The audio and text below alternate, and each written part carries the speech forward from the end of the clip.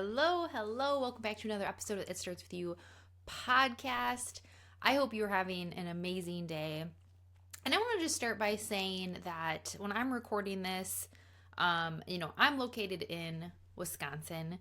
And so we are fortunate to not be impacted by this weather. So when I'm recording this episode, there has just been some crazy weather events happening. If you're someone who lives in Florida or even the Carolinas, just the weather that has been happening with these hurricanes and the impact from the hurricanes in 2024 here in the fall is just crazy. And so I just wanted to acknowledge that first, because as I'm recording, this is obviously really big news and big conversations and big impact. So they just got hit with one hurricane, and now there is another one, which I'm hearing is going to be one of the biggest and maybe most catastrophic I've heard some people say in over 100 years and all these different things. And it just feels like, I was actually just saying this to my husband this morning, was like, it just feels like there have been some big, heavy things happening in the world in the last couple of years. There always are, right? There's this yin and yang of life in the universe. But man, I just feel like we have dealt with as a society a lot of really big, heavy things in the last few years. And that starts to take a toll, right? You feel that, whether ever, even personally. And I've talked about things that I have going on in my life and clients that I've had who I just felt like, my saying of like life is lifing. And I just feel like there's been these big things that have happened to people personally. So in our own little like micro environment of, if you personally have things going on, plus, or someone in your family, someone in your close friends group, and then from like a macro perspective, when we have huge society, environmental, things happening, right?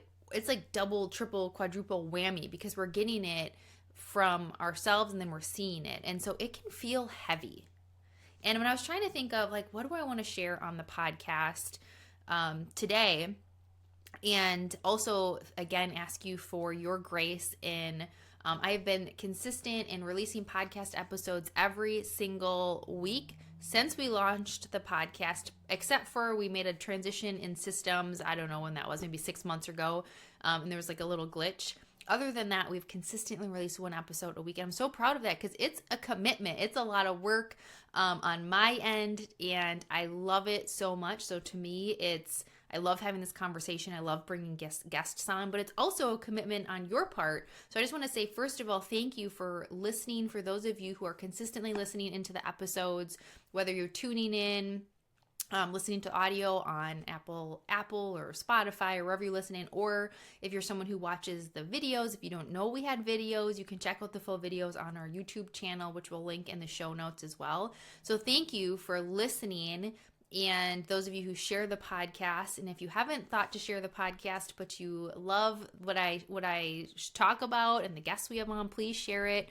And also a quick little plug for, if you please be willing to give a rating and review, because that allows the podcast to get out there to more people. So thank you for listening, because it's a commitment, and thank you for your grace. So now, I think I shared a while back, we had, like other people, we've got some things going on. I have some personal things going on that just pull tension away a little bit. And so we've had a couple weeks where we weren't able to get a podcast released.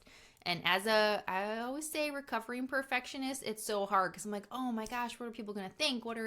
And you know what? That's just, sometimes we have to prioritize. And that's the same thing I have to help my clients to realize too, is what are those things that if we drop them, they're glass versus rubber. And I heard this one time when I was working in corporate. We brought in a speaker, Tiffany Dufu. She wrote the book, Drop the Ball. And she gave this example that has stuck with me for years and years ever since, of what are those things that we juggle all these things. What are the ones that if you drop, they're glass, and which ones are rubber and will bounce back? And for me, sometimes we have to make that decision on a day-by-day basis or week-by-week basis. And so with travel that I had, for prior commitments, for speaking events, for retreats I was a part of, for health appointments that I had, for surgeries that I have coming up, which I shared a little bit about. And, you know, this things happening sometimes. We got to figure out what's rubber and what's glass. And so, and I also have to help my clients to do this as well. So for me, whenever I start to feel that ping of guilt of like, oh, Julie, what are people, are they going to listen? They're still going to listen if you don't, you know, if you missed a couple weeks, or what are they going to think? I have to remind myself that it's okay. This is one that's rubber sometimes, and I love it.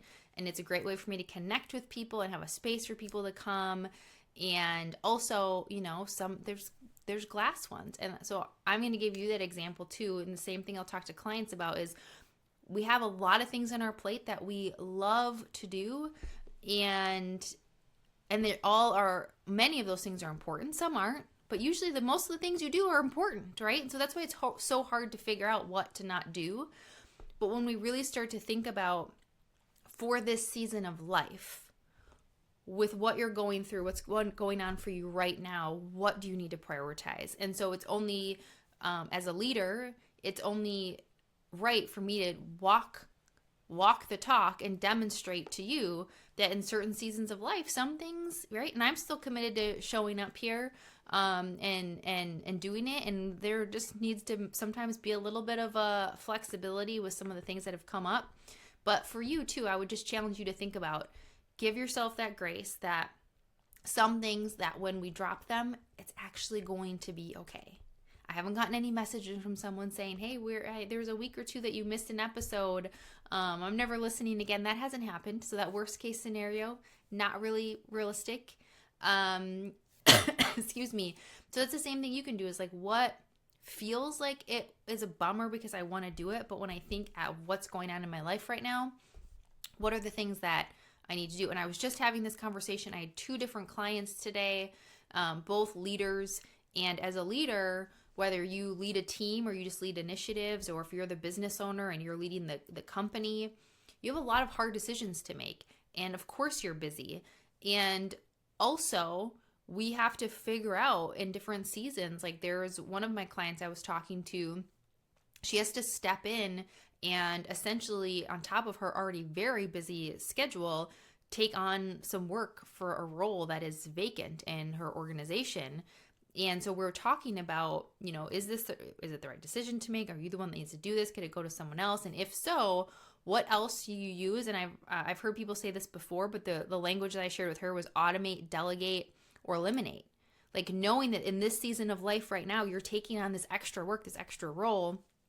What else needs to get eliminated for a season? And how do you communicate to people to say, hey, because of this, because usually when we have issues, when we don't communicate it, right? But because of this thing needs to, you know, maybe go to the side. And sometimes what we find actually is like that thing that we decided to eliminate temporarily, we might never need to come back to. Like, it might have been something we were doing that we really didn't need to be doing. Or what do we need to delegate? And there's an opportunity there to say, again, vulnerability and honesty as a leader, to say, hey, this just, I need support here. We need someone to take this. And that's a great sign of leadership as well as it gives other people an opportunity to take those things on. And I had the same conversation with another client today at a different organization, just around bringing on some new team members. And as she continues to elevate, she's in the C-suite, a high-level leader. And as she continues to elevate her strategy and where the company wants to go, there's certain things during budget times, things like that in that season, we might need to let go of some things or figure out what else to do with them. And as hard as that is, because we typically tend to tell ourselves a story about what are people going to think, what are people going to say, and is this the right decision, right? All of that can happen, but sometimes it's just for that season.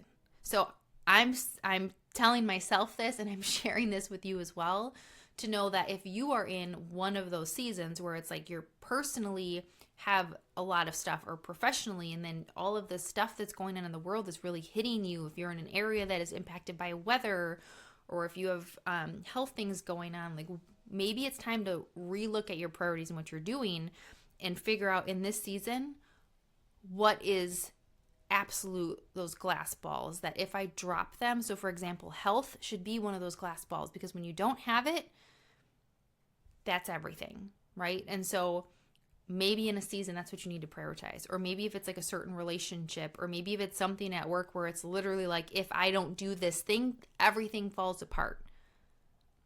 So just as an example, as a business owner, it's like business development and continuing to have conversations with organizations about the work that we do at my firm, continue to have conversations with entrepreneurs, small business owners about how we can support them in growing their business through speaking. Like, that's a glass ball, because as a business owner, if you're not doing business development, you're going to see the impact of that months down the road. So I just had this conversation with my own business coach, my own business advisor today of, hey, in this season of life where I've got this stuff going on, what are the things that I can delegate, automate, or eliminate to make sure that I'm really focused on the clients that I have and serving my clients with the highest amount of energy that I can. It's a core value of our firm that we can, we do things differently. I would say we do leadership different around here, where it's highly personalized, highly customized, high impact. And how do we hold that? How do I maintain and hold the importance of my health right now, my family, and continue to do business development so the business keeps moving? And what are those things where it's like, yeah, maybe those need to get set to the side. So it's a good challenge for you to take on.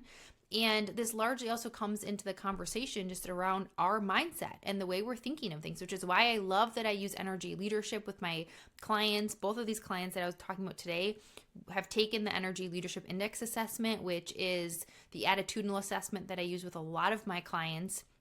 And again, if you're interested in learning more about this for you or your team, your organization, it has a huge impact, because we can talk about in these different seasons and making these decisions is the energy with which we're showing up to those things is really important in our mindset. Are we coming at things with tunnel vision? It's like, oh my gosh, I have all these problems, all these things are going wrong. Or can we start to, as I say, like open up those peripherals and start to see opportunities and solutions and connect into empathy and emotional intelligence, and utilizing that and the mindset really can help in these situations so that it can help you get through. And so as I was thinking through all of this and these conversations I was having, it made me want to pull back out this book that I was featured in. So if you're not watching the video here, I'm holding up the copy of the first book I was ever featured in, and I don't talk about it enough. It sits on my desk, and I talked about it a lot when it came out, but of course, I'm like, I need to bring this back out because this is really important in this whole mindset to get through these heavy things and help you to think about things in a different way and approach things in a different way is really going to change the results that you get. And as much as I'm trained in this, I'm certified in these things, I help other people with it, I still need to work on it. So I know that everyone else needs those reminders. So this book is Peak Performance Mindset Tools for Leaders. We'll also link it in the show notes. But it was really cool. So Eric Saverson had reached out to me about being featured in this book, which is such a great honor. And when he told me some of the people that were in this book, I remember having that imposter syndrome where I'm like, why me? What can I contribute to this book with some of these amazing, amazing people? So it's 24 different experts in the area of leadership and peak performance that came together and wrote chapters on this book. Eric is absolutely amazing. I've actually had him on the podcast. So if you haven't listened to that episode, go back a while back and listen, because Eric, he's a speaker. He's obviously an author. He helps other people write books. He travels all over the world. He hikes these mountains. He's just got such an amazing story and experiences of things that he has done and really getting into peak performance. So he brings together other coaches, other leaders. There's someone in here was this Damian Brown. He is an extreme adventurer. He rode across the ocean. I remember being like, and you want me in this book? But so everybody wrote a chapter and had their own take on how to help you get into peak performance. And you don't have to be a leader of people to get a lot of benefit from this. And so a lot of really great tips in here. But of course, I want to highlight a couple things from the chapter that I wrote that I wanted to share with you today if you need these reminders on your mindset and some things that are going on. So I wrote chapter 14 in the book.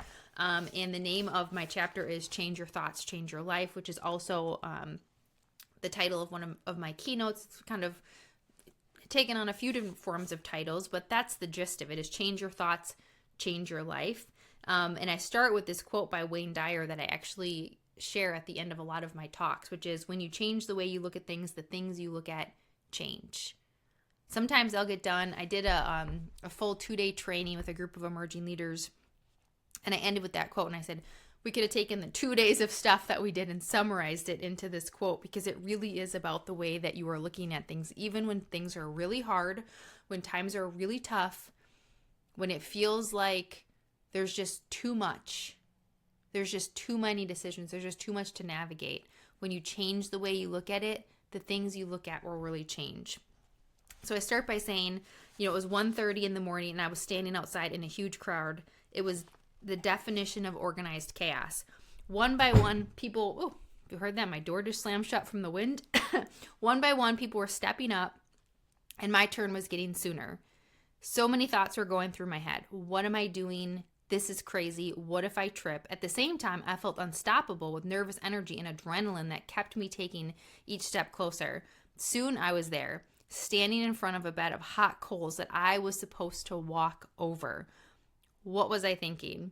Going into this event, I was very decided and clear that I would not be doing this part of the event. I have always been a logical and rational person, so who in the world thought it was a good idea to walk over hot coals? Despite being in the line and standing right in front of the coals, in my head, I still wasn't sure I was going to do it. I could easily step to the side and walk along the grass instead. I had just spent the last 18 hours in a huge room with around 15,000 people from 70 different countries. Despite the longest day I've ever had, which was filled with jumping and dancing, connecting, and life-changing yet emotionally draining sessions, I was still surprisingly energized. We had spent the day preparing our minds and bodies for what was to come, the moment I was now facing, walking over hot coals. If you've ever experienced this, you're most likely already aware that I was at the Tony Robbins Unleash the Power Within event, an experience unlike anything I'd ever done or ever thought that I would do. A big part of this event is the fire walk, in which you are trained to walk over hot coals. We spent the day mentally training, and it showcased the power of our minds when we set them in the direction of what we want to achieve, even when a bit crazy. So here I was, it was my turn. All day we worked to get our minds and bodies in the right state. How to walk over the coals? Not too fast, you could trip. Not too slow, you would burn your feet. Walk evenly on your feet, not too much in the toes or the heels. In your head, you were supposed to repeat the words, cool moss, over and over to divert your attention away from the heat. I stepped up and I started to walk, and in a second, it was over. I was stopped on a patch of grass, and they were spraying down my feet with a hose. I then noticed the slight burning as a little piece of coal had gotten stuck in my baby toe, which was quickly washed away by the hose. Although it was over in a split second, it changed me. It changed what I believed, what I now know I am capable of. And in the moment, I vowed that I would help others to realize what they were capable of. On the day, I learned the profound ability and power of our mindset, of getting our mind and body connected towards achieving any goal that we set out for. It felt like I had just discovered this huge secret that would change my life and the lives of all those that I would have the privilege to work with in discovering this as well. I started my journey to become a leadership and performance coach with a mission for helping leaders to discover their own power and potential. Working with leaders creates a ripple effect. As leaders develop, they impact and change those that they lead. As you read this and set out to get into your peak performance, you are setting the example for and creating the space for all those that look to you to do the same. And then I start to dive into this section on the lens through which we look. And how when we view things, it really, the way that you're viewing those things can look totally different, right? So I'm going to share a little bit more with you about this. Have you ever seen something from far away and it looks one way, and then you get another angle and it looks different? It's because it's all a matter of perspective. We each walk around with a certain lens, a certain perception through which we are seeing things, the lens through which we view the world and ourselves. And this lens is based on influencers in our lives, like family, friends, society, things that have happened to us, and things that we are told we are good at and not good at. And we make choices filtered through this lens. Sometimes it helps us, and sometimes it hinders us and holds us back from who we really are and who we want to become. The choices we make, the jobs we go for, the people we surround ourselves with, what we believe is possible for us are all filtered through this lens that we have. Oftentimes, our lens is a bit discolored, meaning it's not fully seeing the clear picture because it's been influenced by so many things and people outside of ourselves. It can cause us to have this tunnel vision of ourselves and what's possible. The beauty is that once we know this, we can begin to examine those things, how true they really are for us, and we can begin to widen that lens and open ourselves up to more possibilities. Someone once described it to me as this big bag that we carry around over our shoulder of who we define ourselves to be. And in that bag are all of those influencers I mentioned above. Sometimes we need to take that bag out. We need to flip it off of our shoulder. We need to dump it out, and we need to examine what's inside. And in doing so, we might decide to toss out those things that are not really truly for us and are no longer serving the person we are or want to become. What's in your bag? Who do you define yourself to be or not to be? What do you think you are or aren't capable of? Leaders have a big responsibility in leading others, and it starts with being able to lead yourself. As a coach and a speaker, I have the opportunity to work with some amazing leaders who have had great success in their lives and careers. However, no matter our level of success, especially in the area of leadership, there's always an opportunity for us to hold up a mirror to those perceptions we have, thoughts we have, and ask ourselves, how true are they really? How are these impacting me and where I want to go? What if I believed something else? What could be possible for me? What can you do to develop and activate success mind as a leader?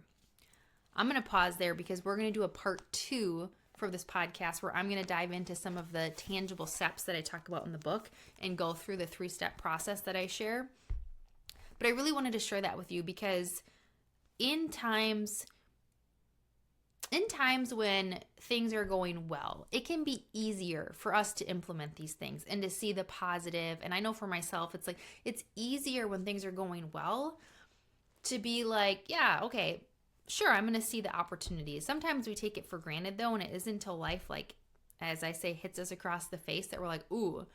But when we're in that, when we're in the pit, when we're in the heavy things, it can be really hard to remember to do these things. And so this is just the reminder to you and to really get you thinking about, if I'm in that place right now, what can I give myself grace on? How can I reframe how I'm thinking about this?